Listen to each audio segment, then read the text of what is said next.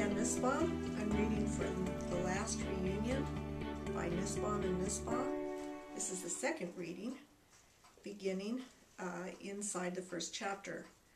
John Snyder stood up, tucked his old leather gloves inside his sleeves, yanked his cap over his ears, and moved to the back door.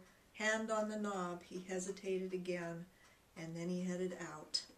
The piled-up snow fell into the kitchen and blew across Sarah Rainey's floor in a gust. John put his hand up across his eyes, peering through the swirling whiteness for some kind of landmark. He knew where the steps should be, 3 short ones to the ground.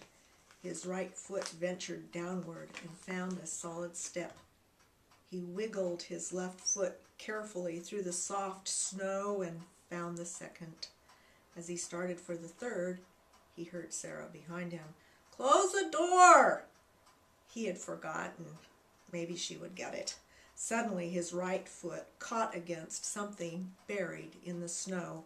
He lost his balance and pitched forward face first into a deep, stinging powder, filling his nose and mouth with frigid softness, choking him.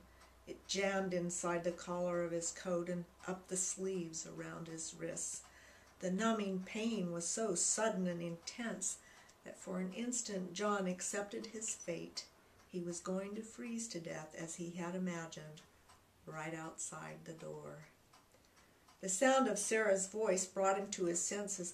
"For land's sakes, John, be more careful. What are you doing?" She shivered with the rush of frigid air as John struggled to his feet, then leaned over again to poke in the snow at the bottom of the steps. "Look at this. Tripped on it going out," John said as he lifted something large out of the snowdrift.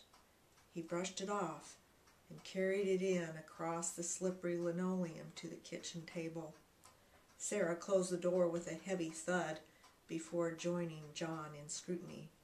It was a wicker picnic basket with a handle and a well-worn quilt for a cover. John scooped snow off the quilt and slowly lifted one corner back. His heart sank when he saw it. The tiny, ashen blue face of an infant. It looked like an exquisitely formed, strangely colored porcelain doll. He stepped back and nudged Sarah forward. Let her take over from here. Let her have the difficult job of lifting out a dead baby. Sarah scooped out more snow and folded back the other covers. A worn t-shirt, many sizes too big and stained with blood, covered the baby's body. Sarah lifted up the shirt. The teeny blue body was diapered with an old cotton scarf, knotted at the fringed corners. A small plastic bottle of water was wedged alongside. She pulled it out and held it up. "Look, John." Froze solid. He took it from her with a grunt. She carefully lifted the baby out of the basket and pressed it into her soft, full bosom. "Let's see if I can warm you up, baby," she whispered. Tears ran down John's cheeks as he looked at the lifeless form. The children who came to them were all needy, but this was the youngest and most pathetic he had ever seen. After a few moments, Sarah tucked her fingers around the left side of its chest to check for a pulse. Her eyes lit up. "John, I think I feel a heartbeat." John was skeptical. "Don't see how the critter can be alive with that water froze up." His voice was husky as he reached out to touch one of the little legs. "Seems like it's warming up, though.